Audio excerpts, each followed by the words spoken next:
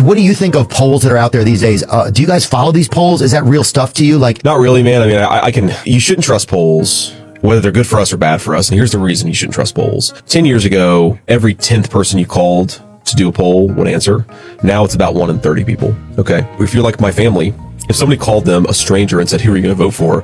They would say, F you, and hang up the phone. Oh, yeah. Right? So the reason the polls have gotten so bad is because Trump voters are less likely to answer pollster questions, and Kamala Harris voters are much more likely to answer pollster questions. So it's very hard to get an accurate sample. but Now, you just believe that, or you're just saying that? I actually believe that. I ran for Senate. There were all these public polls that say, the race was tied, or maybe we'd even lose by a few points. And the pollster that I had, he's actually Trump's pollster too, and he's a very smart guy. And he said, look, the reason these polls are wrong is because they're not reaching voters who don't like to answer polls. And those voters are going heavily for you. So I said, okay, well, how much are we going to win by? And he said, you're going to win by 6 points, and we win by 7 points, right?